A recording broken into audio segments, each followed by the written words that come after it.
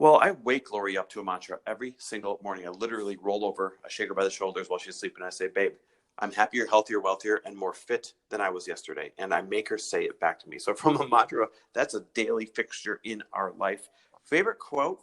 Man, we talked about it before. Ego is your greatest overhead, but I also have one tattooed on my arm that says, live as though the universe conspires in your favor, because it does.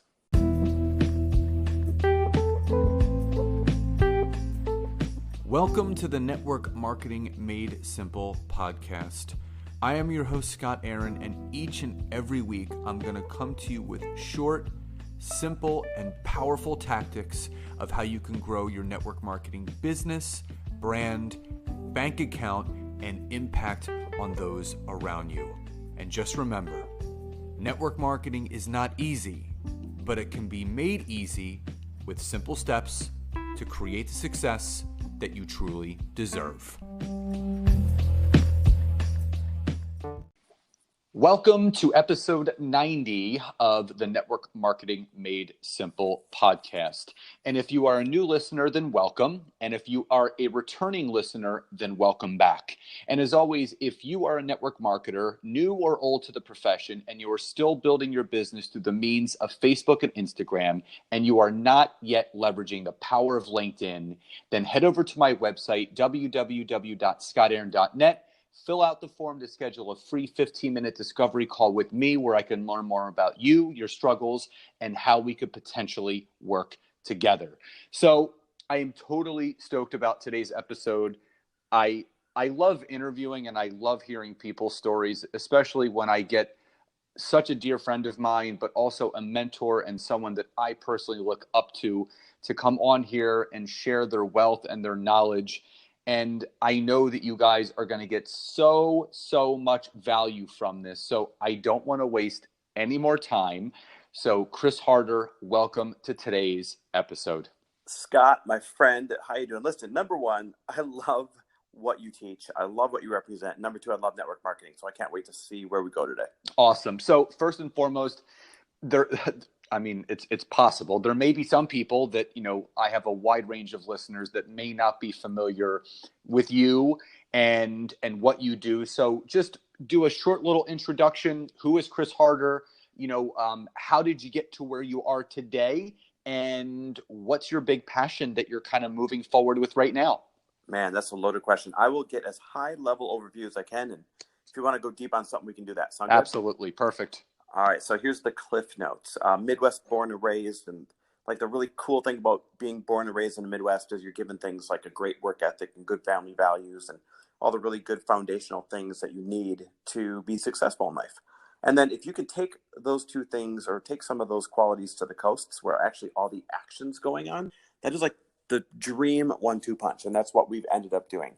Now, it hasn't been like this smooth, awesome journey doing that necessarily. I mean, I was kicked out of college and worked my way up through first a car dealership and then the world's biggest bank. And then I was part of building a mortgage bank with another business partner and sold my shares out of that. And then Lori and I went through that exciting moment in time where you lose everything during a recession, right? And so that was my chance to really kind of strip myself of a lot of bad habits I had, especially financially, a lot of very false and shallow identities that I had. And I got to choose again. I got to choose how I wanted to show up in life this time around. Now, that was probably 10 years ago now, almost 11 years ago now. And the crazy thing about, being able to choose again and start from below zero, not even zero, but below zero, is the sky's the limit. Like you get to show up with any value you want to show up in that way. And I decided I wanted to show up in a way that helped other people more. I wanted to show up in the entrepreneur space more, and network marketing, of course, was one of the big verticals that was a part of this story. And I also knew I wanted to move from the Midwest out to California here where all the opportunity was. So that's kind of how my wife, Lori, and I ended up out here talking to you right now.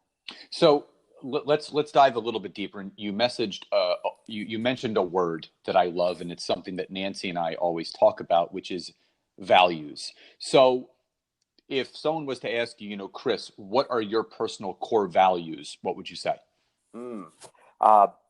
Love and big thinking and consistency, Mm. adding value, um, and really just leading a really extraordinary life. I've got to tell you, I believe that we were all put here to lead a really extraordinary life. And every single person does have a shot at it. They really do. Even if you feel like you're in the muck right now, you got a shot at it. Most people aren't doing what it takes to live on. But really, those are my values, like love and contribution, generosity, and living an extraordinary life. So with that, I mean, you and Lori are doing incredible things, and that's not going to stop. That's going to continue. But as of today, right now, what do you feel is the most extraordinary thing that you've been able to do or take part in?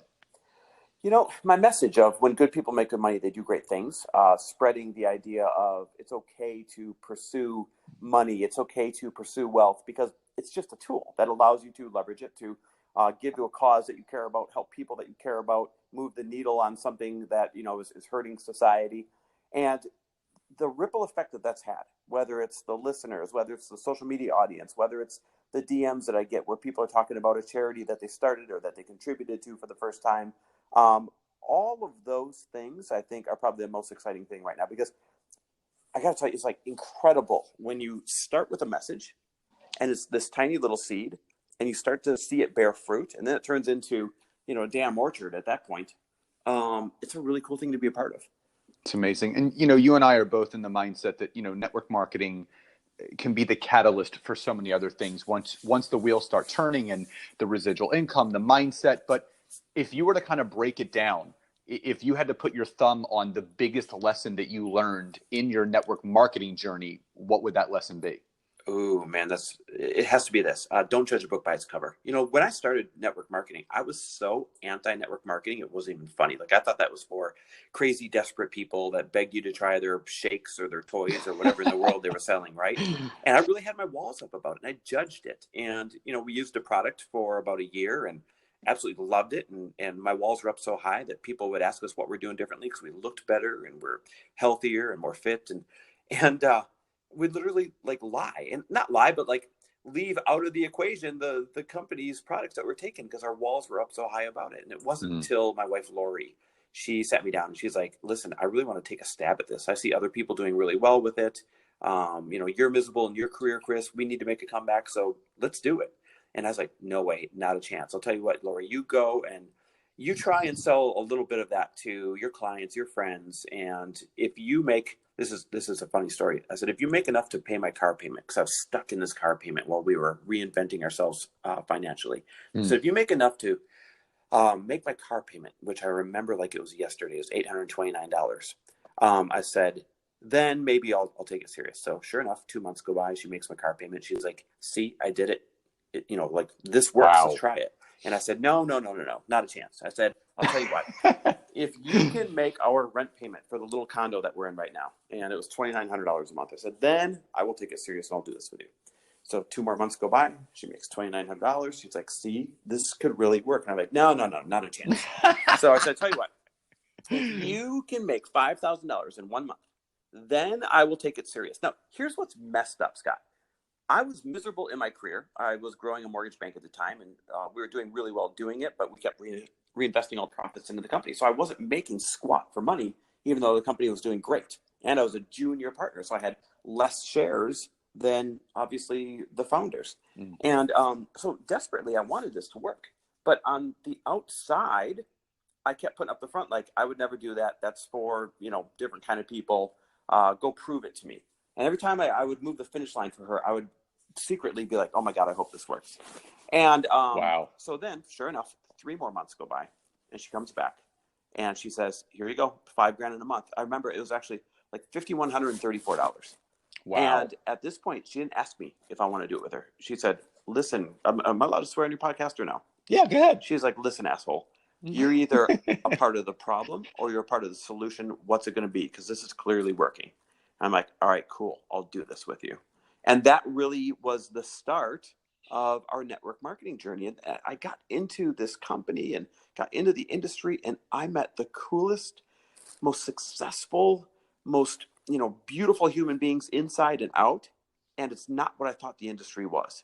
Mm. And so you asked for my number one lesson, man, you can't judge a book by its cover. Like you have to, and it's funny, Lori and I have this policy in our marriage now that we'll always try everything on for size. If it doesn't end up being a fit, that's okay. But we'll always try everything on for size. And that lesson stems from network marketing. We almost missed out on an opportunity that for the past 10 years we've fed our body with, and for the past 8 years has been a multiple 7-figure paycheck for us. Amazing. And I love the vulnerability. It's funny. It's like you were consciously but unconsciously motivating Lori to keep reaching higher and higher and higher. And it was almost like an unspoken motivation that she had to, say, okay, I did it. Okay, I did it. Okay, I did it. Now you're doing it. So Totally. I think it's really cool.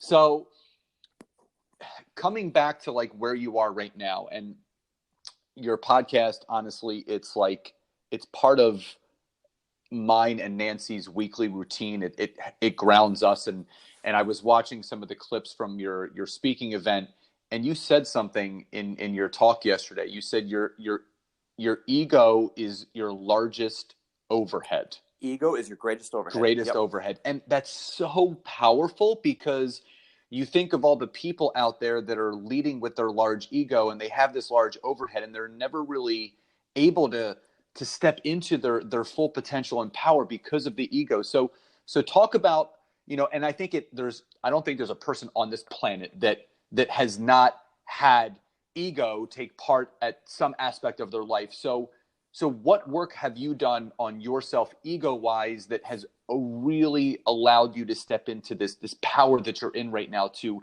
impact so many people? Yeah, it's funny. We've all fallen victim to letting ego get the best of us at some point. Some of us just way more than others. And I was really, really, really full of ego growing up. Like the reason why we lost everything financially was not the recession. The reason why we lost everything was because we were so highly leveraged when the recession hit that we didn't stand a chance, right? Nothing happens to you. That is such a victim mentality. Instead, it is you happen to yourself if you're willing to look far enough back and see where you made the decisions that put you where you are in that moment. So anyhow, my ego of like wanting this life that looks so extraordinary on the outside to look so good to everybody, my ego of wanting to be a good provider for Lori, which ironically was not being a good provider, my ego of just wanting to show up that much, quote, cooler than the person next to me. All of that is what will take you down. And it took us down. And that clearing, that chance to choose again, is really when I decided to, set that ego aside and build a life with different foundations this time. Matter of fact, there were 2 times. That was one. And then there was a second time after that. So guys, what you work on will always creep back. There's a time after that when somebody I respect to set me down and they're like, listen, man, I just feel like you're leading with a lot of ego again. And, I don't want it to get you in trouble again. And it really comes across this way. And it was a great conversation that was probably hard for that person to have, that reminded me, this could get the best of me. But listen, ego is your greatest overhead because it'll always cost you more than anything else. Think about it from this perspective. Ego will cause you to spend money on things that you should not yet be spending money on. Therefore, you don't have the money to invest in the things you should be investing it in, right? So therefore, ego was great overhead. But now ego will also cause you to speak up when you shouldn't, and that might burn a bridge. Ego will also cost you to do the inverse of that. It'll cause you to not speak up when you should because you're afraid of what people will think of you, so you might miss an opportunity. It'll ruin relationships. It'll ruin opportunities. Ego will always cost you more than any other bad decision you can possibly make. And so number one, you have to be aware of it. And you have to be willing to accept, yes, I am operating from ego. It doesn't make me a bad person. It makes me a stupid person, and I can change it. And then number two, be willing to change it. You're not going to change overnight, but that conscious choice of I want to show up differently, and being willing to catch it and reframe and catch it and reframe, just like going to the gym, it's a muscle that you have to exercise, and repetition will pay off eventually. You have to choose to set ego aside and come from a place of love. And, yesterday when I was speaking in front of those 2,000 people, I did a quick Insta story.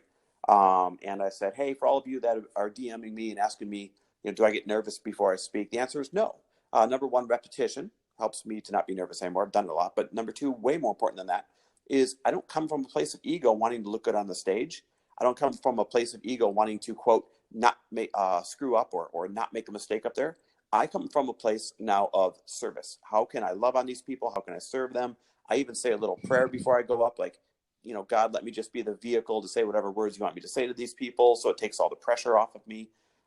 That's coming from the opposite of ego. That's coming from a place of, listen, let me just be a vehicle, and whatever people need, hopefully they'll tap in and grab it from me.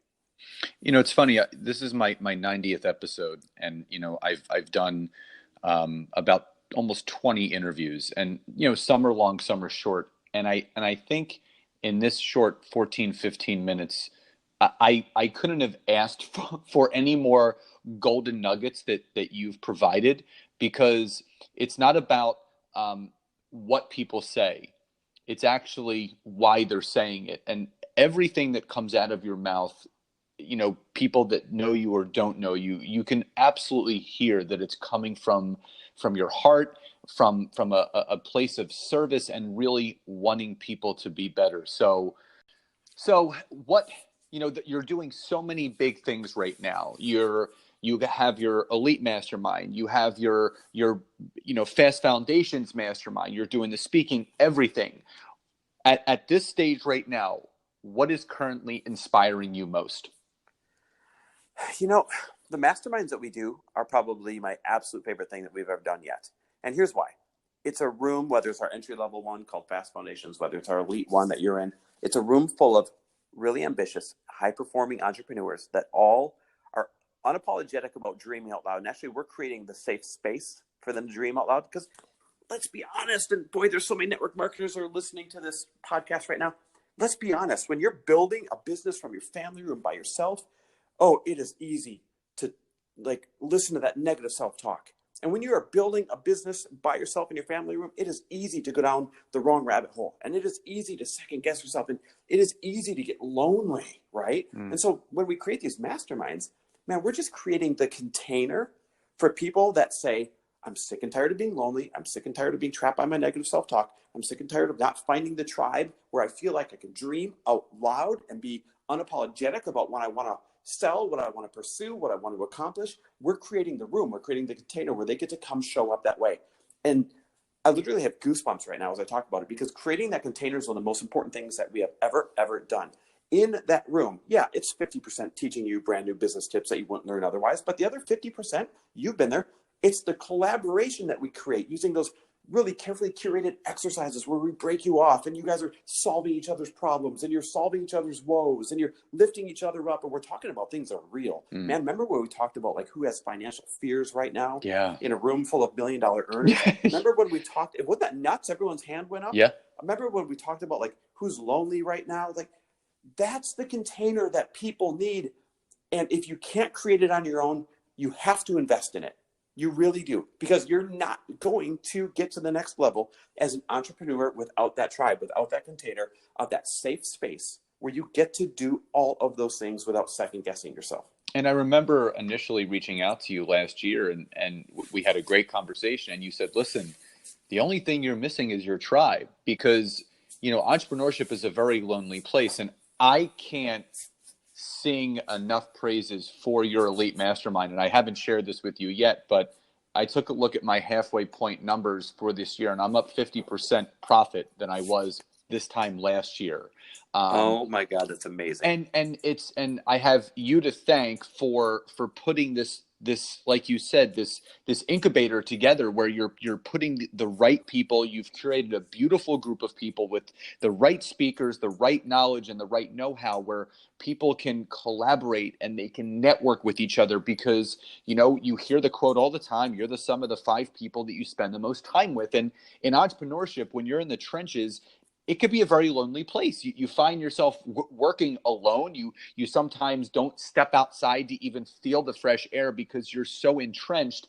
And the great thing that I love about your mastermind is that it's really pushed you forward. It's gotten you out of that comfort zone, or that quote unquote funk that a lot of entrepreneurs get in, because you're doing the same thing day in, day out. And it forces you to grow. It forces you to face your fears that will then obviously then start to push you forward. So first, just thank you for all of that you've put together, because it is so amazing.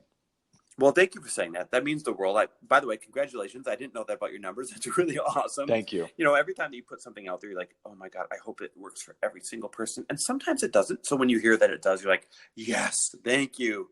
But listen, whether it's my mastermind or whether it's somebody else's, this is not like to sell my mastermind. This is to encourage people that are listening to get out from behind the desk in your lonely office, get out from the living room where you're doing all your calls and building your business, get out from this little safe space where, you're all alone, and go find the people that are going to get you to the next level. One of the things that I guess I hear the most in terms of feedback is when I bring people in and introduce you to people that you otherwise couldn't meet, because I have the privilege of just running around in a really cool group of human beings right now. So when I, introduce you to, I'm going to leave names out, but some of the people I'm talking about. Yeah. This person or that person, and you have that one conversation, or you get to ask that one thing about social media and find out a secret that nobody else knows, or when you get to do, use one example, the call coming up where you're like, hey, Chris, I want to speak on more stages. And I said, oh, good news, because the expert I'm bringing in on this month's call is my friend who makes $1.5 million a year speaking on 75 stages per year. And he's going to teach you guys exactly how he does it. Like, that is the best part. You can't learn what's behind the curtain until you get into the groups where they're revealing it. And everyone's working way too hard saying, why not me? When am I going to get my break? When is it going to happen for me? And the truth of the matter is, it's going to be like finding a needle in the haystack, finding out all these secret, insider, more efficient things that people like you are doing, buddy, unless you get into the rooms where the secrets are being revealed. And it's not that they're like intentionally trying to keep these things secrets. It's just that we're not going to end up having the opportunity to have that conversation unless you happen to be in the rooms where the conversation's being had. It's really that simple. It's amazing, and it's so true, because it's taking those necessary steps to have the right conversations, getting the right introductions, because I can't tell you how, and again, no matter what the mastermind, the biggest takeaway for me, it's been for me to expand my network. It's been a way for me to, like you said, talk to people and create lasting relationships. And the best way that for people that have not done a mastermind, the best way to explain it is, and I don't know when you were in college if you joined a fraternity, but I was in a fraternity when I started off at the University of Pittsburgh. And when you pledge with your pledge class, it is like this bond. When you go through a whole semester of pledging with your brothers or your sorority sisters, it's a bond that's never broken. You will have something to come back to forever, and that's what I can compare that feeling of being in a mastermind, because I remember coming out in February and everyone's kind of feeling each other out, meeting each other, starting to talk. And then you start to forge these friendships and these bonds and this family feel in the months after. And then when we went out the second time in May, everyone couldn't wait to get back out there to be with their family. And this is going to go far beyond the mastermind. There's relationships that I now have with people in this mastermind that are forever friendships and relationships. So that's one of the biggest takeaways for me, is that these people aren't just in there to just be a part of your life for that time period. This is a forever bond that you end up forming with these people, and it's just amazing what you've put together. That is exactly the key. It's putting together that tribe that you otherwise wouldn't have. And again, you can do this on your own. Like, if you really make one heck of an effort, you don't have to go join a mastermind. The point is, put together that tribe, whether you're buying into the tribe to make it easy, or whether you're putting it together yourself because you have the talent to do so. You must be in a tribe of fast-moving, intelligent, like-minded entrepreneurs, or you're going to move like a turtle at best in your business. It's just the truth, man. It's just the truth. So no one wants to move like a turtle, by the way. And I mean, again, you're moving forward, but obviously, you want to speed things up. You got to, surround yourself with people that are running at a pace where you can learn how to keep up. So that's brilliant. So here's a question, and I get asked this question too. Does Chris Harder ever get burnt out? Oh yeah, for sure. And what does Chris Harder do when he gets burnt out? So this has been a year where Lori and I said, we're taking every weekend off. And this might sound like really basic information to other people where they're like, duh, like, why wouldn't you? But we really worked 7 days a week for the last several years because we were so ambitious. But we were ambitious to a fault, because when I look back, and this is a really important lesson, when I look back, because I gave myself a container the size of 7 days a week, I let my work swell to fit the size of that container.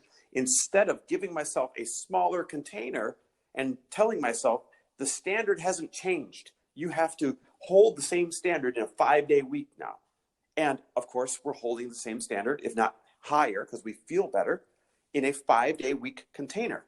I had a boss that when I was in banking, I used to complain about the deadlines he'd give me. They were the most unrealistic deadlines ever. And he'd say to me, he'd say, Chris, whether I gave you a container this big, picture his arms stretched out, or a container this big, and picture his hands like kind of making a small box, he said, you would get the same amount of work done. So I'm giving you a container this big. And I hated him for it, and I loved him for it. And I've taken that lesson and reminded myself of it this year, and went from being burnt out, and Lori was burnt out too, to absolutely loving our weeks, loving our weekends, feeling good, not being afraid to take a day off even during the week. And again, if you're listening to this, you're like, wow, you must have been a real psycho. Yeah, that we were so ambitious. And I know there's people that get me right now. We had such big dreams. We were so like hell-bent on making this happen and leading the way that we did it to a fault, and we could have done it a lot more efficiently.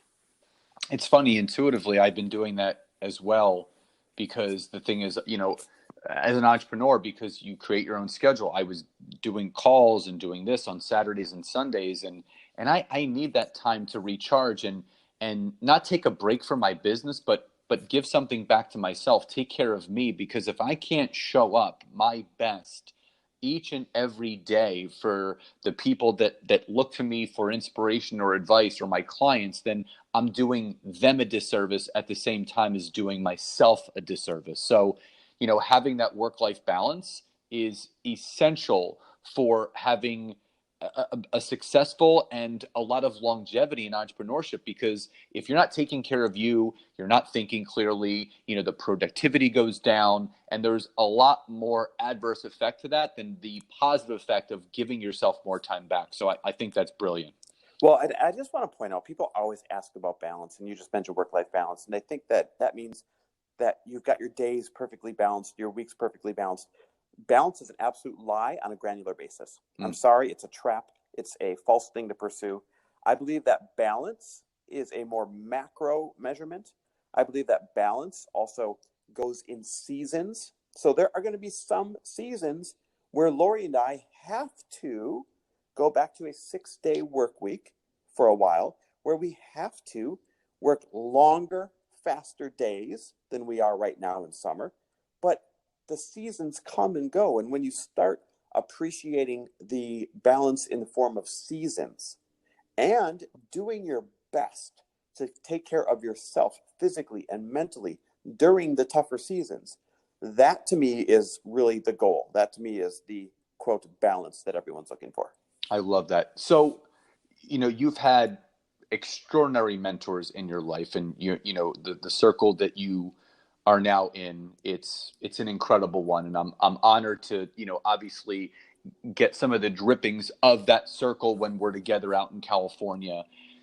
What's and this again, this is asking a big question, putting it into a little box, but I want you to answer this the best that you can. What's the best piece of advice that you've ever been given at any point in your life that you've been able to take with you to everything that you've been able to do, whether it's the masterminds, your network marketing, your corporate career, your the balance of you being a husband? What was that one piece of advice? Man, asking for one is tough. Right. Or you can give your top 2 or 3. You can give a couple. Yeah, here's number one. Don't be afraid to make decisions that other people aren't going to be, that they're not going to like. Literally, do not be afraid to make decisions that you already know other people are not going to like. Yeah, they're not going to like it. Yeah, they might talk a little crap. Yeah, they might, feel threatened by it, or say that you've gone off the deep end, or whatever it might be. But if you know you're making a decision that is good for you and your loved ones, then make it unapologetically. And here's the funniest part about it: every single time, as enough time passes, 50% of the people that said, "Oh, you're crazy," come back around and say, "Could you teach me how?" Right? Could you teach me how? Could you show me how to do that? And so make those decisions that you know are good for you and your loved ones unapologetically, even knowing it's going to upset people that you like or upset people that you care about, because otherwise you're a prisoner. Man, otherwise you are a puppet and a prisoner, and you are putting your happiness and your wealth and your success second to making other people happy. And that's asinine. So that's number one. Number two, intentionally build relationship capital. Like relationship capital, building relationships where you've got the law of reciprocity starting to work in your favor. Building relationship capital is way better than building capital. Now, don't get me wrong. Obviously, you need to build money, capital. But relationship capital is what's there for you before you have money. Relationship capital is what's there for you when you lose money. Relationship capital is there to pick you up or to cheer you on or to connect you to somebody that you otherwise wouldn't get connected to, or to save you money on a project because they're willing to lend their expertise to you. Like relationship capital, and being intentional about building a network full of like really badass individuals, that should be on everybody's mind when they wake up. You should not leave the damn house without saying, who can I add value to? Like, who do I want in my circle? And what do I know that they're working on that maybe I could add a little value to? Do they have a new book that I could share on social media, and of them and give them to friends on social media? Do they have a course that I could promote for them? Do they have a podcast? And I know a great man or woman that would be a good fit for their podcast that they've been trying to get on. Like, there's always a way to add value. Here's a great example, because a lot of people are like, I can't think of ways to add value to people that are really high up. That's a lie. You're not thinking hard enough, because there's this remarkable woman who until recently was a stranger, and she lives in North Carolina, and she reached out to me on Instagram. She said, listen, she said, obviously our audiences are nowhere near the same, and obviously the things that we're doing are not at the same level right now. But I wanted to offer you the one thing that I thought maybe I could offer in hopes of at least starting a relationship of reciprocity down the road. And she said, I am an actress, and I am a stage coach. Like I teach people how to be on stage. I teach them how to be on video better. And she said, I love the way you come across on your Instagram stories. I took your recent money course called The Money Principles, and if you're open to it, I think we could take you from really good to extraordinary with just a few key tweaks. Now, I'm not asking for any money for this. This is my area of expertise. And if you're not open to it, that is totally cool too, because you're already doing great. That approach from a stranger, I just respected the approach so much, the way she worded it. I was like, yeah, I'm in. Like, what can I clean up? Give me that low-hanging fruit. And we got on a Zoom call, and she coached me through the low-hanging fruit, and it was awesome. And now I love this person, someone who was a stranger to me before, who had, in her mind, not very much to offer, but she's wrong, by the way. This is somebody who worked their way into my life by leading with value and building relationship capital. So there's always a way. Just get more creative and stop, taking the easy way out. Lead with value. I love that. And there was something else that you said in your talk, that just the way that money works, like it's just written into the bylaws, is basically the more that you give, the more you will get. Yeah. The more you give, the more you get. And listen, you don't give to get, but it's just the way the world happens to work. Good news for you, right? So that's the law of reciprocity. You should be doing so much for other people that when you finally need something, you have an army of people coming to your rescue. And let me just clarify for the listeners, that doesn't mean, giving takes so many different shapes. It's, the first thing that comes to people's mind, Chris, is, the monetary exchange. I'm going to donate money to this, and I'm going to do this. But donating your time, and I'm just going to use an example.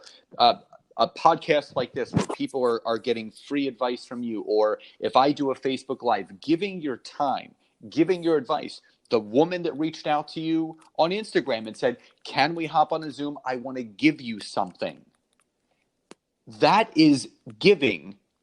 That's another, you can't put a monetary value on giving.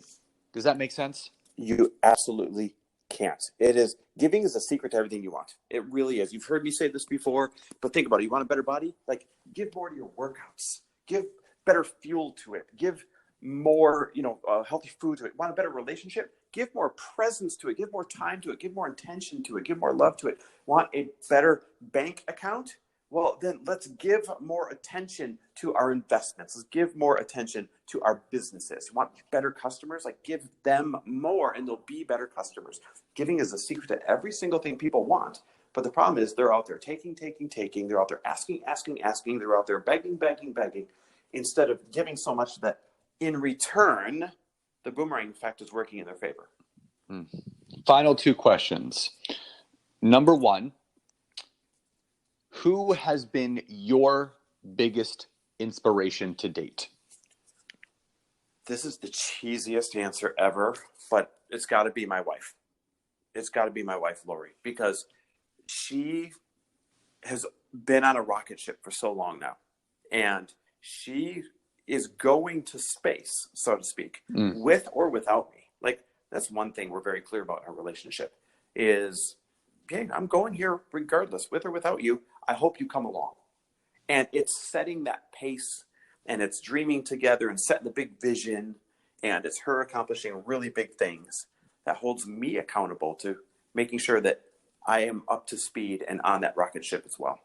Awesome. Final question before we end today's episode. What is your favorite quote or favorite mantra that you live by?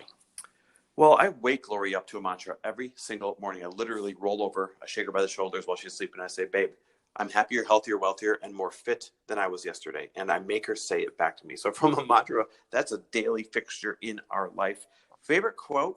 Man, we talked about it before. Ego is your greatest overhead, but I also have one tattooed on my arm that says, live as though the universe conspires in your favor, because it does. Love that. So finally, before we end today's episode, Chris, how can people find you online, website, social media? I know you're big on Instagram. How would you like people to get in touch with you? So right now, the only platform I'm hanging out on is Instagram. And I love when people DM me their business questions. I've made a commitment to answer them all. And so DM me or find me on Instagram at Chris W. Harder. And I've got to get my tail active on LinkedIn that I've learned from you. And so you and I need to sit down and do a little strategy session. Absolutely. Absolutely. Chris, thank you again so much for your time, your love, your energy, your just golden nuggets of knowledge that is really just changing so many lives, including mine. So just so grateful and thankful for you. And thank you so much for being here today. My man, I am so grateful that you asked me to come on. I love what you're doing, Scott. Keep doing it full speed, unapologetically, because you're making a huge difference, brother. Thank you, brother. And again, to the listeners, thank you so much for joining me today. Enjoy the rest of your day, and I will talk to you guys next time. Bye-bye, everybody.